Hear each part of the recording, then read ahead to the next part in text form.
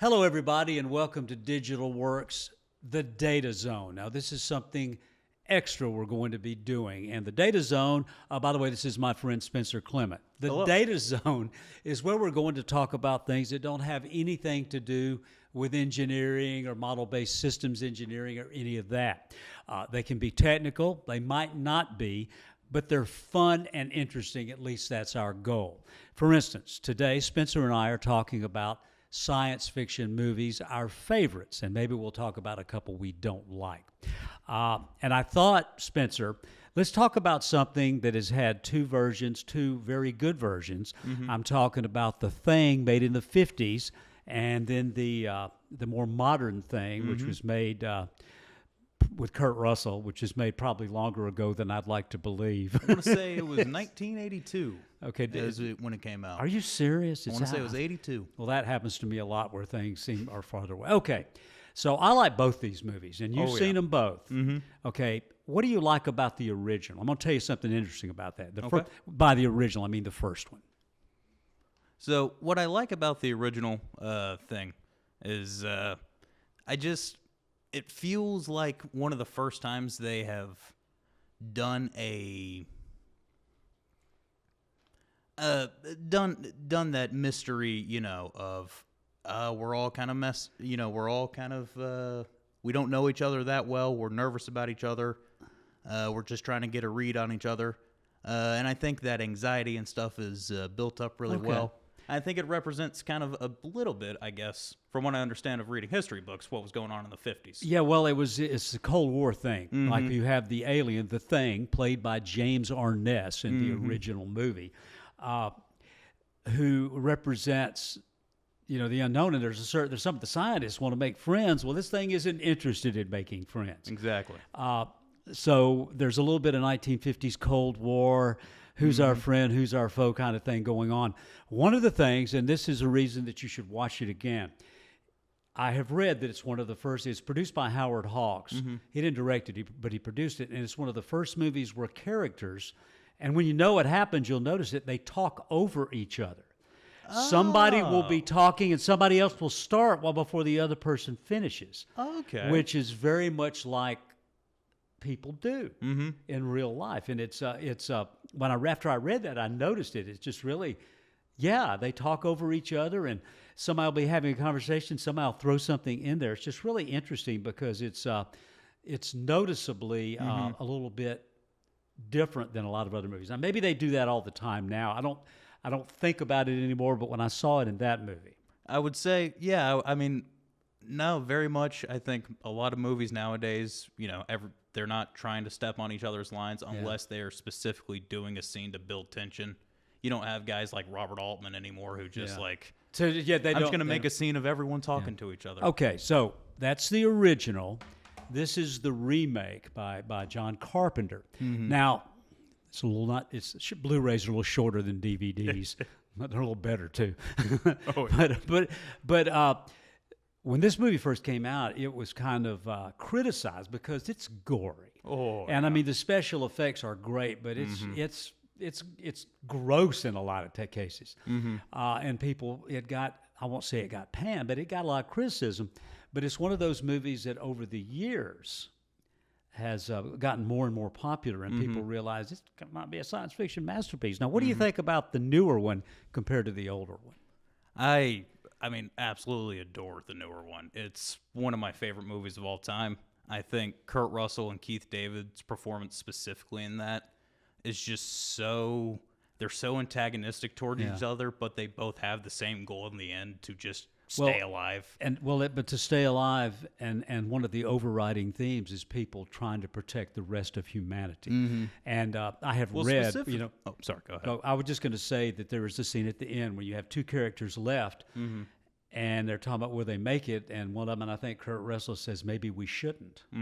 So, so the thing, it's once again, it's a science fiction / horror movie. It's got an alien in it, and a spacecraft, which makes it science fiction.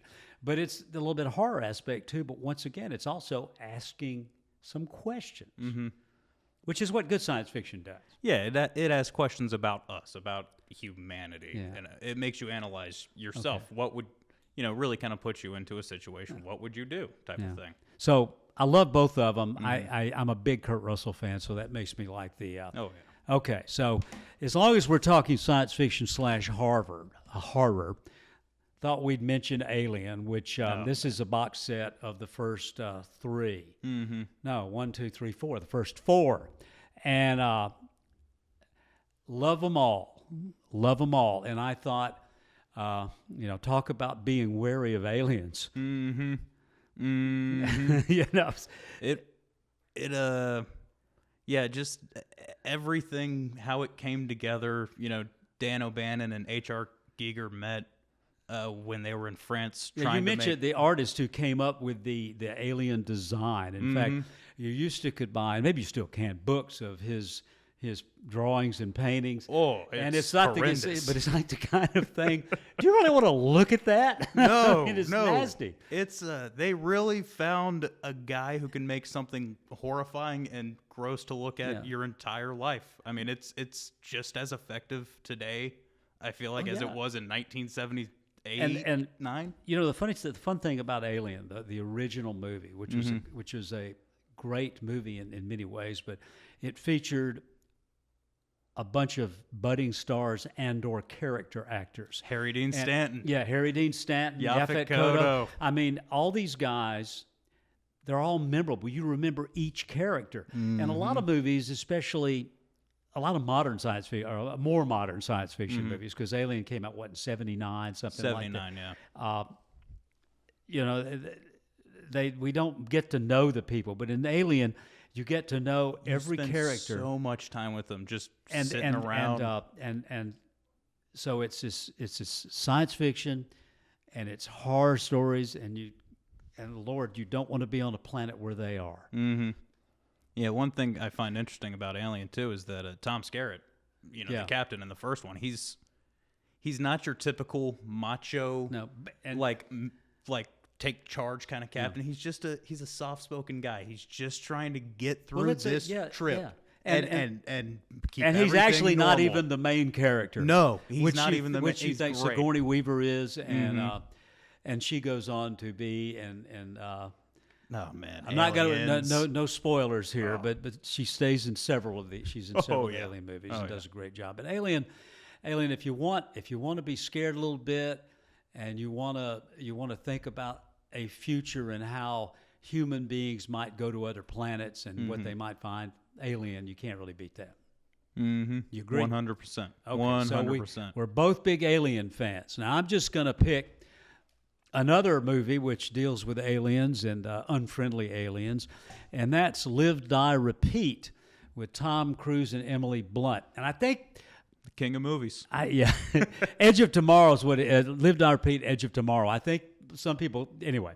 I'm an Edge of Tomorrow guy. Yeah, I am too. I'm an Edge of Tomorrow guy. I remember seeing it in theaters as Edge of Tomorrow. But it's like the movie Groundhog Day, only in a much more serious / horrible world where there's this alien menace, and it's the conceit of the movie. I know it'd be hard to explain, but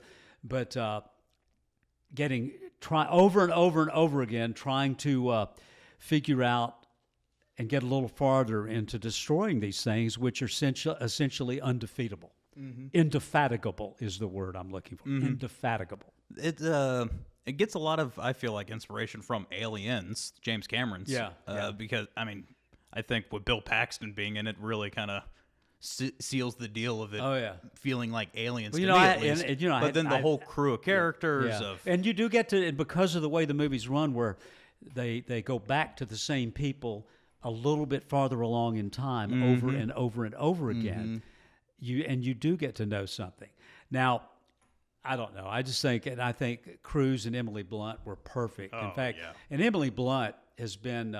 We're not going to talk today about A Quiet Place, because I don't know that is science fiction, but it's also more a horror. And dang it, I wish I probably could have brought that if I'd have found it. But anyway, I also got it on Blu-ray. I should have thought about it. okay. So, but anyway, Live, Die, Repeat. If who would that appeal to? You think? Live, Die, Repeat. I mean, that's just, at the end of the day, even if you're not a sci-fi guy, I mean, if you're just a fun it's a sci-fi thriller. Yeah, sci-fi thriller. If you're just an action guy, like, it's just, all the action in it is amazing. Yeah, and there's some things in it. They have this this mechanical suit they the wear. mech suit is amazing. And they really wore something like that when they were making the movie. And it's this mechanical contraption that you sit in. Reminiscent a little bit of Alien and the lifters that are human powered. And when they were shooting the movie, Emily Blunt it was heavy. Yep. And I think Tom Cruise told he didn't say it like this, but something like "man up." She did. She's talked about this. I remember seeing that interview with her. She's like, I think she said it weighed 120 pounds. Yeah, and it was. So when they wear these things, I mean, they're really wearing something, and it's anyway. Good movie if you haven't seen it. Fantastic. Highly recommend it. Okay. Lives there a human being? Earth is probably divided in, 3 camps. One, who haven't had a chance to see Avatar. Those that have seen it and love it. Those that have seen it and hate it. I love it. Okay, go ahead. You're what? I'm indifferent towards it. So I'll say that I love the second one, and the second one made me like the first one a lot more. Really? I really enjoyed watching. The second one kind of really tied it all together a bit for me, even though it is a second and what I think is supposed to be 5 movies. But basically, James Cameron, who directed Titanic, and Aliens, and Aliens, the second Alien movie, which Terminator. The Aliens always strikes me as more of an action movie than Alien.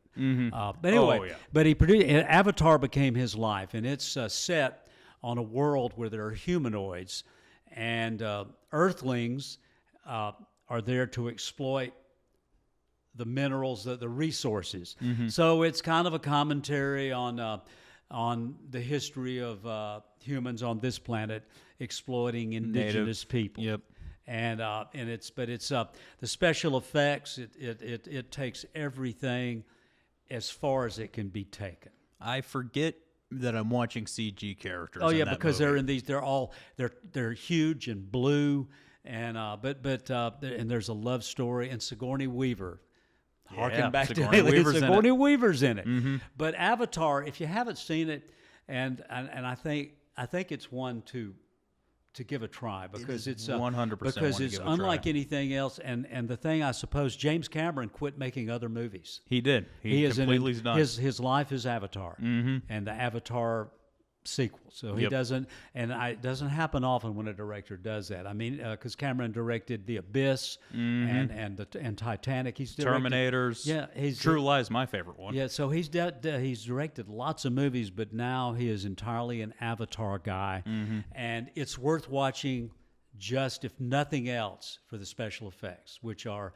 I'm not sure there's a movie with better special effects. No. There's some of you could say those are great special effects, but as far as CGI and doing things in a green screen and the actors wearing these contraptions, it's when they're in amazing. In fact, you go online and look up what does it look like when they're making Avatar, and I guarantee you there'll be something. Oh yeah. Okay.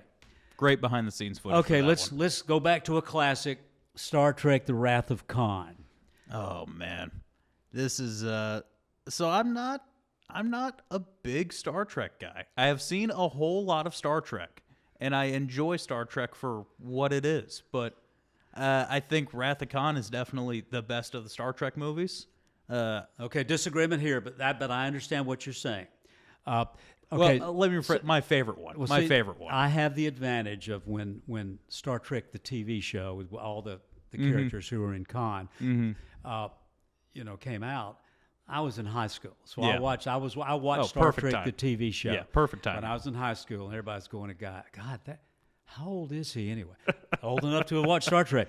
So all the Star Trek movies are not great. Wrath of Khan was their second Star Trek movie, and easily better than the first one, which the first one did the thing that sometimes happens in science fiction, where they get caught up in special effects and quit and forget. Got to have a story. Very much so. And that happens sometimes where, wow, this is cool, but you got Looked amazing. You got to have a story. And my favorite Star Trek movie, and we don't have that, we're not talking about it, would be First Contact. First Contact. Okay. And, yeah. which yeah. is which you know, and that's the next generation Star Trek. So Star Trek is still alive. And if you're going to watch a Star Trek movie, if you want to start with a Star Trek movie without watching the TV show, whatever, Wrath of Khan's a pretty good one. I think Wrath of Khan is a great way to start. It's great to hear Kurt go, God. Okay. All right. Another movie that was not popular when it came out, Everyone but has hated become a cult favorite, and some that people would be still hate Blade Runner. Oh, yeah, they do. And I love Blade Runner. I love Blade Runner and Blade Runner 2049. It's these come from Blade Runner was inspired by a Philip K. Dick short story.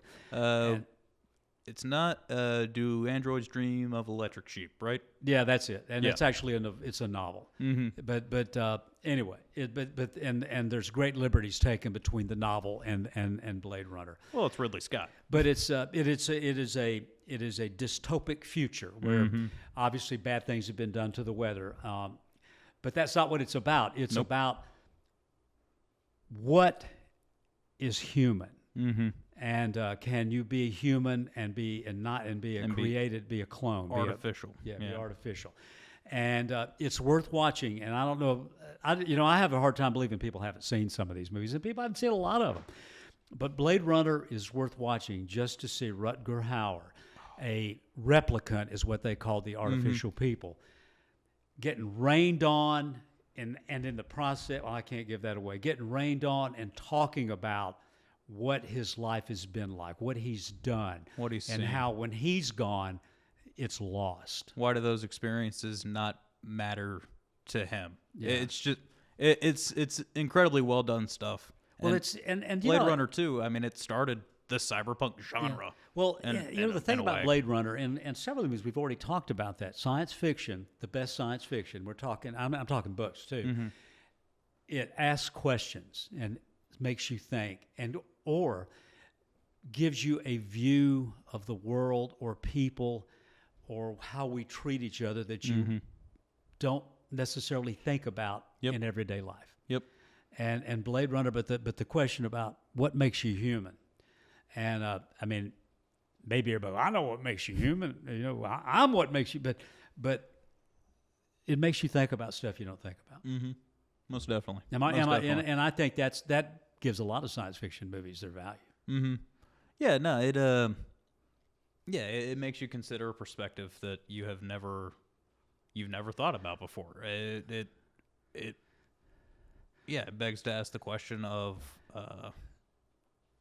what does it mean? Yeah, just what does it mean to be human? And all Okay, that. now I'm going to have to pick this up and look at the apologies. back of it and see if it's written large enough. One of the actors in Blade Runner is from Alabama, and I don't have my glasses on, and I cannot read.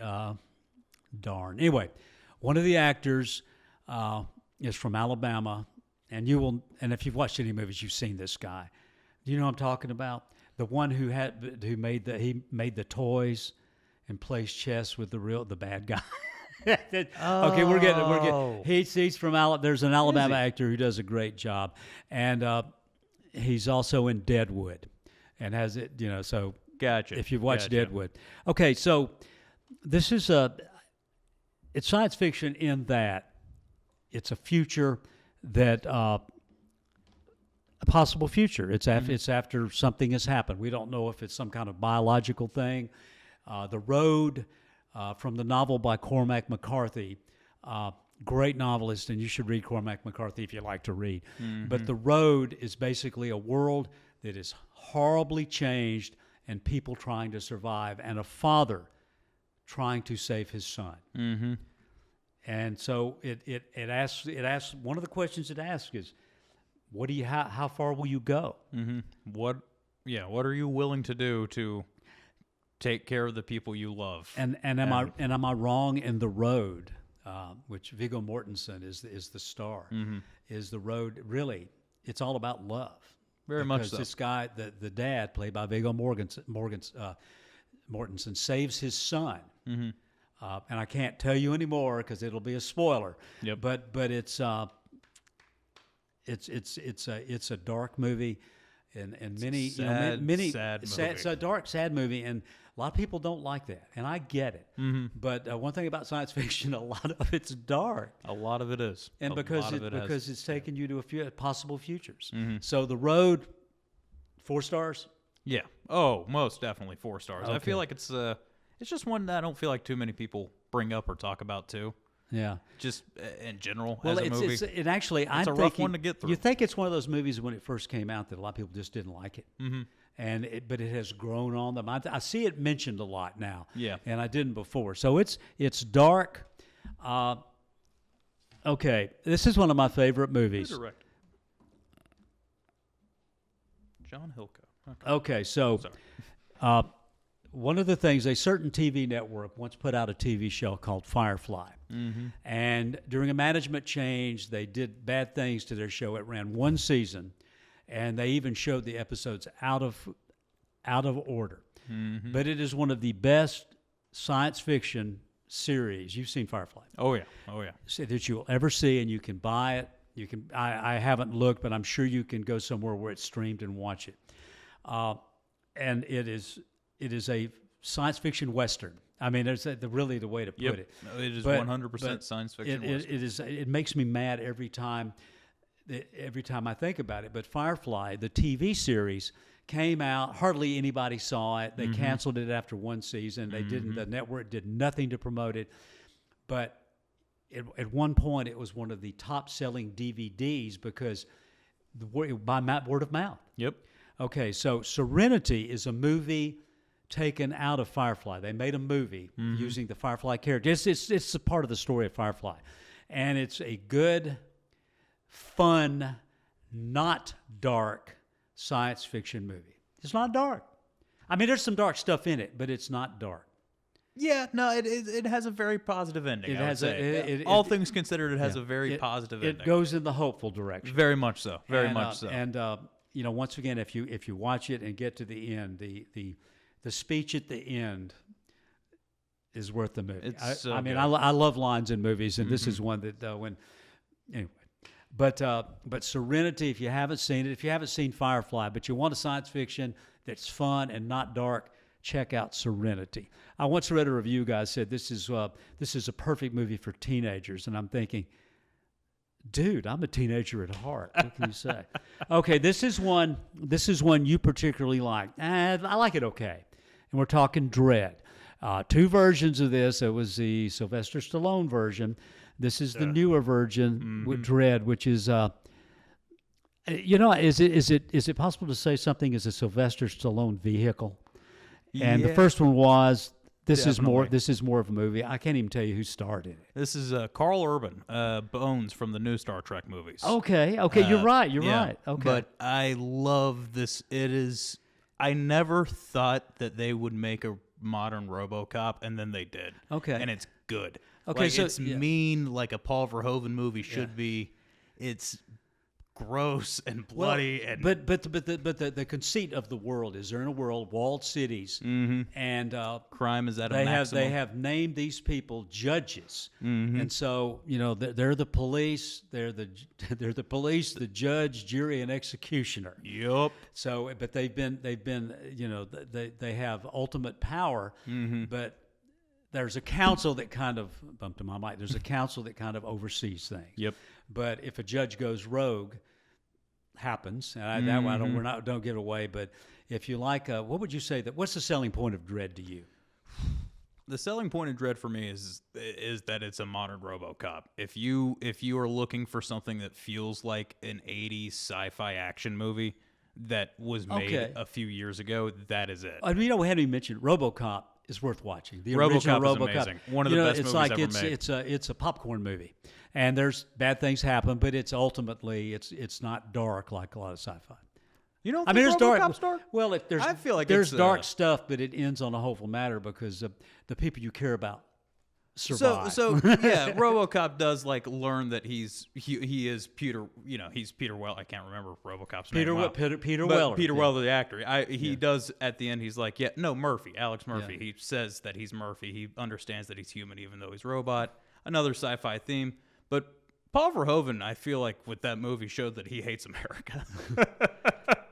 Well, I hadn't. Well, it does, and it does skewer some things like commercialism, corporate greed. I mean, and once again, science fiction looking at our world, but able to take a step back, Satirizing it and making it, it's making a point. Making a point, which is okay. I can't even remember what this is. That's The Matrix. Oh, The Matrix.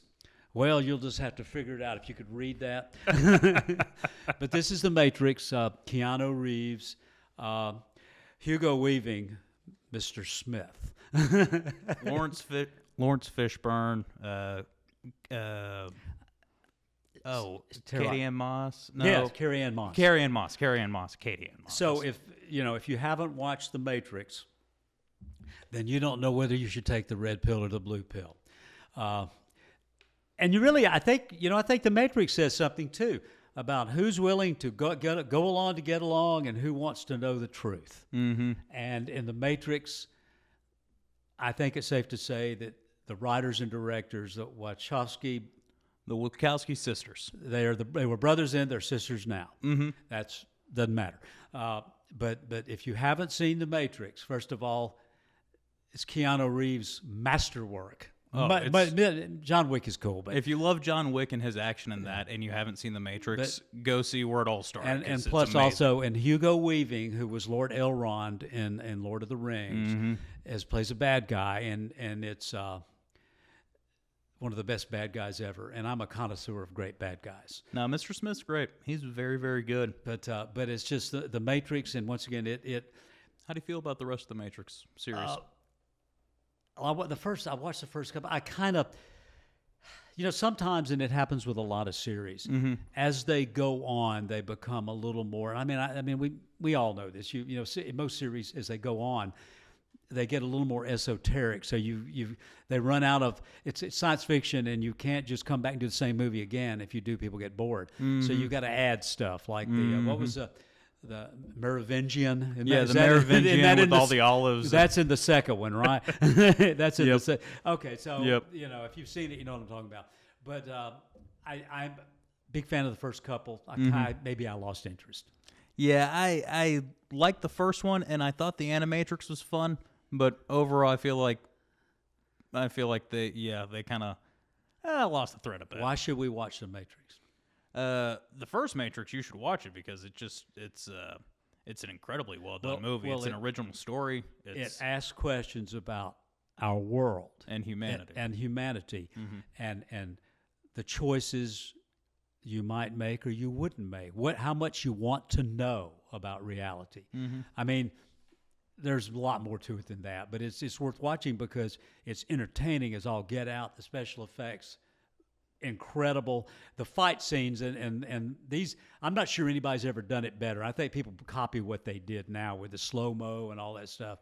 Well, I would actually say that they copied the Hong Kong cinema stuff. Okay, pretty hard. Fair point. But carried it to but not copied. They just were inspired. Inspired. Copy's a mean word to use. Okay. Huge fan here. This is a dystopia. Oh man. And this is not even the first one. Okay. There is an original Mad Max movie which I don't care for. Really? There's the one I do like. Oh gosh. The Road Warrior? Road Warrior. Yeah, Road Warrior's amazing. To me, that's the first Mad Max movie. Lord Humongous, all that stuff. Yeah, the Ayatollah Rock and Rolla. It says the great Lord of Humongous, Ayatollah of Rock and Rolla. The last of the V8 Interceptors. but Mad Max is dystopia where the world has been destroyed as we know it. It's just one big horrible desert. Nuclear war, but drought, people have figured out a way wars. in bands to survive. And Mel Gibson, back when Mel was a nice guy, you may think he's nice now. That's before we knew he was nuts. But Mel was He was the Road Warrior, and it's made in Australia, and so all the characters, all the actors are Australian. So incredibly Oh, Australian. and by the way, Mel is Australian If too, you didn't in case know. you didn't know that. Yeah. But Mad Max, and it's this is Fury Road, which if you haven't seen Fury Road, it's not even. So you had Road Warrior, Mad Max Beyond Thunderdome, Yep. which made me. And I've thought this more than once. Tina Turner is in it. Tina should have acted more. She was great. And because her line at the end of Mad Max Beyond Thunderstorm, well, Raggedy Man, ain't we a pair? Yep. Or it's is it, so good. well, ain't we a pair, Raggedy Man? One Yep, the other bit. yep. But she delivers that as well as any line in the history of movies. And so if you haven't seen Road Warrior or Mad Max Beyond Thunderdome, you need to watch them. But Mad Max Fury Road, and I say this 30 years after Thunderdome. George Miller is 72 at the time making this movie. This isn't just me saying it. The best chase movie ever made. I just think it's one of the best movies ever made. Oh, Yes, yeah. definitely But chase it movies. is the but best chase yeah. movie. And if you like chase movies, all other chase movies pale in comparison. And nearly everything you see is real. Yep. It's Hardly any special effects. a lot It's of real. a lot of really good practical effects put to use in that movie. It was made with the energy of a 22-year-old filmmaker. I mean, but it just and it's amazing. It's amazing. It's so good. But they shot it. It takes place in a desert, and the conditions were so harsh that the stars, Tom Hardy and Charlize Theron, they pretty much disliked each other at the end of the Oh, movie. yeah. Because it was so hard. Now they've had a rapprochement. I think so. Yeah, I think they've reconciled. But you're looking at reality here when you're watching a science fiction movie, and I tell you, the special effects are real.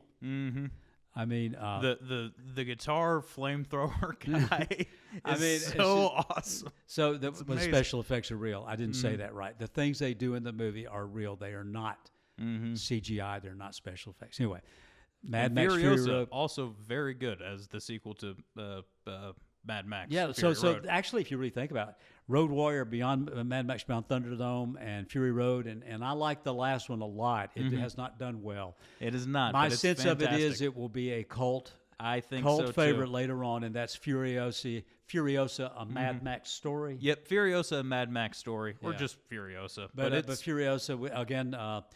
What is that actress's name? Anya Taylor-Joy. Yeah, who. She's in one of my other favorite movies, not science fiction, but The Menu. Oh, yeah, the menu's great. But anyway, Mad Max Fury Road, Furiosa. If you haven't watched them, watching them in order will be fun. And you can step right into Fury Road without having watched anything else. Oh yeah, no, Fury Road is just They tell you the whole story. Okay, so but watch Road Warrior. Okay, too. so we're going to get down to our favorite science fiction movies, and we do not have your favorite here. What is your favorite? So my favorite is probably 2001: A Space Odyssey. Okay, why? It's just. I mean, okay, let's stipulate it. Yeah. It did. It broke ground. It showed things Yeah. in space that it did things nobody's ever done, like Yeah. the silence. Unless you don't hear the rockets, any of this kind of stuff. Although I've got to admit that I like to hear the rockets, and I'll think, okay, that's what it sounds like inside the spaceship. Exactly. Because in space there are no air, so there's no sound. But Exactly. 2001 broke all kinds of ground. Yep. In the realism of space travel, and It was nominated for 8 Oscars. Arthur C. Clarke and Stanley Kubrick teamed up to write the screenplay of it. I mean, what else is there to say about it? Yeah. I've got something to say. Fred Ordway, who worked Okay. for von Braun at the Marshall Space Flight Center, went to England and lived a year. He was a technical advisor on 2001. And it was all about creating the realism. Yeah. And so that's pretty cool that North Alabama has a connection to 2001: A Space Odyssey. Saw it 3 or 4 times at the theater when it came out because I did that kind of stuff then. I got to see the 50th anniversary of it in 2018. And it's worth seeing. It's once again ask questions, and maybe it asks big questions and makes you once again consider humanity's place in the cosmos. But it's Well, and HAL 9000, he's the villain. oh yeah, the computer, way, the relationship yeah. with and I wouldn't call Hal a computer. No, he's an AI. He's an artificial intelligence who can be turned off. Mm-hmm. Anyway. But if you haven't seen 2001, where have you been? Yeah. It is okay. Just amazing. This is my favorite. Well, you know what? And then kind of thematically I have two appropriate. favorites, but I'd have to get up and walk over across the room. Okay, I don't have it to put up, but The Martian is one of my favorites. Oh, The Martian, with yeah. Matt Damon, and it's one of my favorites. There's some. It's set. It takes place on Mars and in the space between Earth and Mars and on Earth. And what I like about it is it shows a human using his brain and science to figure out how to survive. It shows people on Earth cooperating to save one human life, and the fact that people can be selfless when they want to be, and they're driven to do that. The Martian, as much as any movie I can point out, is the best of us. As opposed to the rest of the kind of ones we've talked about, it really does show what humans can do when they're good, when they're just nice to each other, and want and care about each other, and are willing to do the right thing. Anyway, The Martian. Keeping a positive attitude in a horrible situation. Yeah. This is a movie I really want to watch once a year. Oh, yeah. And that's Interstellar. And Interstellar is one of those movies. It is a mind twister because there's so much advanced physics in it and things that you might think, science fiction. No, it's a physicists have watched the movie and said, nope, everything in there under what we know now is possible. Even though when they explain how the black hole works, they just steal the explanation from Event Horizon. Well, when they get the but pencil in the Interstellar created a visual image of a black hole, and it took a long time using. Yeah, it was, and it is. Except many scientists or physicists say now that is the best illustration of a black hole you will ever see. Yeah, but like all movies, like every one of these movies, and I think it's important to say this: it's not the special effects, it's not the alien creatures, it's nothing but the people. Every great movie is about people in a situation. Every great movie. It's like you care about the people or the movie. If you just put special effects up there. And 2001, comes closer to not caring about the people than any movie, any of the ones we've talked about. It is such. It does not care about people it's at not, all. It's about. It's a very impersonal movie. It is, and in fact, a lot of Kubrick's movies are, in my opinion. Kubrick's want to see one that isn't? Watch Paths of Glory, one of his first movies. I like Paths of Glory. It's not science fiction. It's a war movie. It's a movie set in World War I. Kirk Douglas and other actors you will recognize. Fantastic. And it's my opinion. It's Kubrick's best movie. But Dr. Strangelove, in all reality, is my favorite. But it's not a sci-fi. So. But Interstellar is about humans and love and connection, set against the most incredible physical phenomena that could and does happen that you will ever see. And you want a movie that will make you understand love? Watch Interstellar. I'm a sucker for love is what truly brings us, is the cure to all, and is what truly helps, truly brings us all together. Lost did that, bunch of good. Yeah, all the movies stuff. I don't have copies of on DVD or. But seriously, is not it? The people and one reason I like dystopic novels or movies, whatever. To me, the best thing is seeing how humans react and what they do working together. It's I think there are more lessons. But I'm often struck by how people don't seem to catch the lessons in so many movies. That's another thing. But there are lots more science fiction movies we could talk about. Arrival, which is about learning to communicate with an alien race and learning something about time. Yep. That if we only knew this would set us free. But so the Arrival stuff like Total Recall too. Yeah. Yeah, Total Recall, which is from a Philip K. Dick story. We can remember it for you wholesale. Yeah. Yep. So there's, and sometime we're going to be on here and talk science fiction books, but right now in movies, so everyone that we've shown, highly recommended. High recommended on all and if of you those. don't, you say I don't like science fiction. I like reality. Well, there's nothing in reality any more real than what's in these movies. If you're talking about people and relationships. Mm-hmm. Most definitely. Most definitely. Yeah, I would say kind of a big core to all of those movies is, well, maybe except Alien and The Thing. But still, I mean, love your cat. Love your cat in Alien, you know? Okay, so, Alien was what now? Well, Aliens, though, does have the... There are people that are self-sacrifice, but in Alien is more... That's why Save Alien your cat, is kill everyone. Is somewhere if you've got a chart and there's a 50% line. Alien is maybe a little bit horror past that 50% line, but being scared is good too. But still, it's about people and people you care about, and that's every movie you like. Think about it. If you don't care about the people, you don't like the movie. Exactly. No, it's all about having a good character. I mean, good characters that you can get behind and love, even if they suck in the movie. All right, Spencer. At some point, we'll have to figure out a way to do this, talking about science fiction TV shows, and we could do that. But right now, anything else you want? Any one more nugget you want to leave us with about these movies, or another one? Definitely watch Repo Man. Watch a fantastic sci-fi movie. Emilio Estevez, Harry Dean Stanton. It shouldn't have been made. The guy tricked the studio, basically. It's amazing. It's awesome. Watch that one. And no, that's about all I got.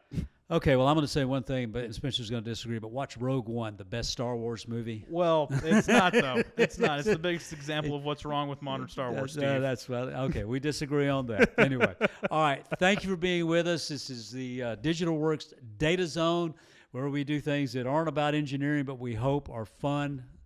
We hope you'll think they're fun. In any case, thanks for being with us. I'm going to say this even though we haven't talked about engineering. Remember, thank you, Spencer Clement. Thank you. It works.